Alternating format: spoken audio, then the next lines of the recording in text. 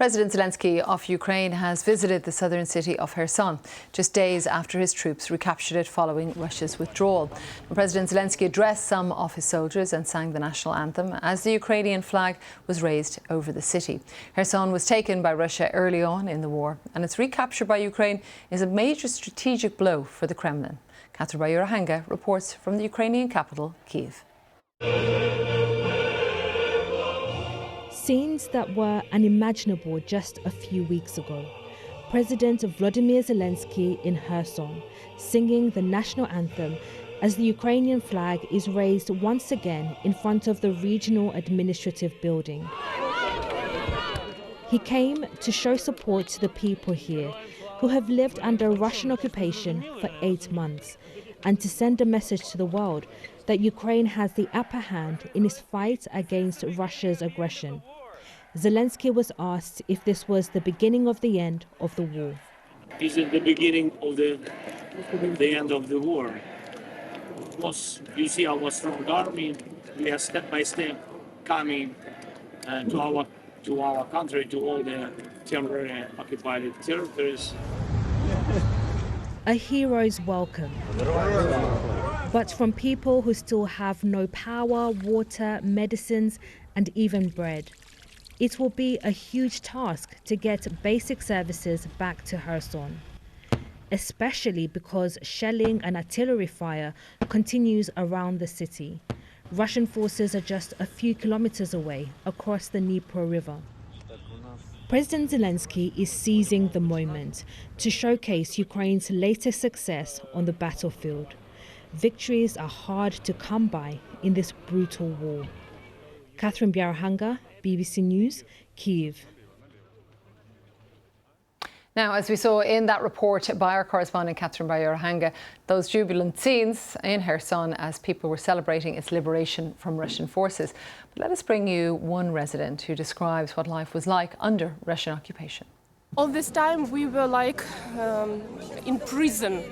We could walk around the city, but everywhere we saw these Russian troops with weapons, and you couldn't bring your mobile with you because they can read it. If they could read what you have in it, they could just catch you.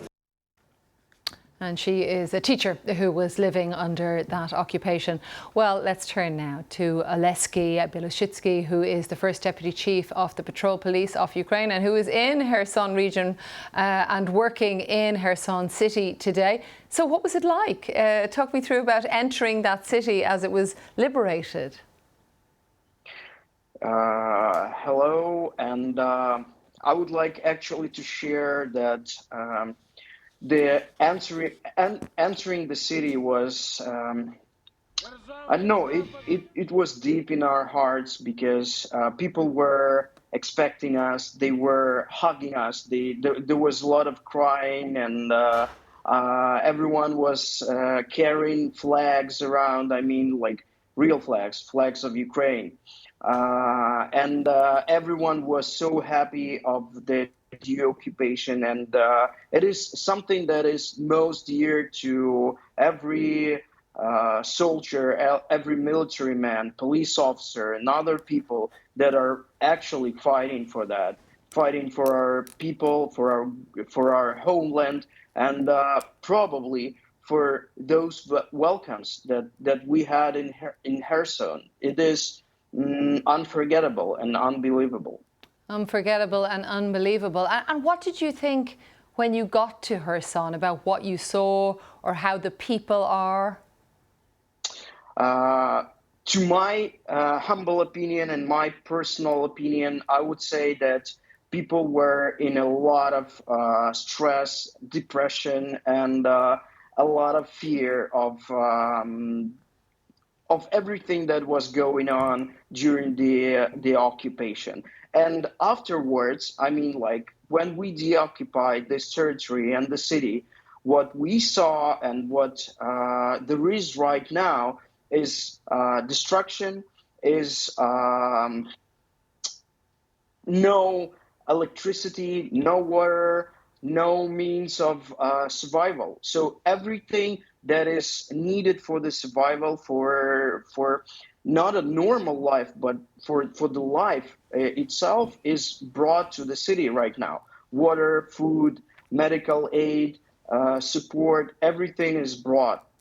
So actually the occupants, Russian Federation, has destroyed everything and left the city basically dying. But what we are doing now is the stabilization, is the full support and full coverage for the people that are waiting for it. And as police right now, we're doing not only policing duties, and as you may know, the patrol police and the whole national police of Ukraine is present in the city already. And not only the police, other services and government bodies have been instituted in the city, not working full capacity right now, but let's say preparing for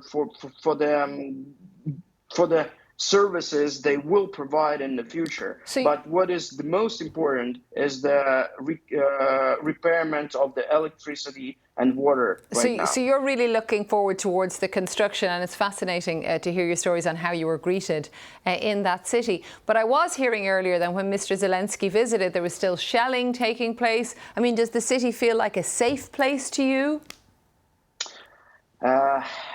I would tell you frankly that no city in Ukraine is feeling a safe place right now. And Kherson is the closest place to the front line right now. Before that, it was Mykolaiv. Right now, it's Kherson. So I wouldn't say that it could be felt as a safe place. It is a deoccupied city. It is a city that we actually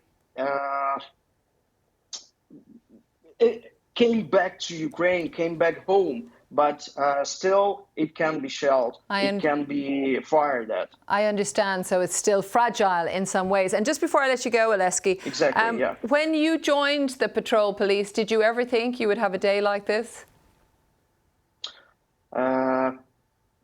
I didn't. I couldn't imagine it, but to say that we were not preparing ourselves inside us, it would be wrong. So we felt that something might come, and we had to be ready for it, and we are.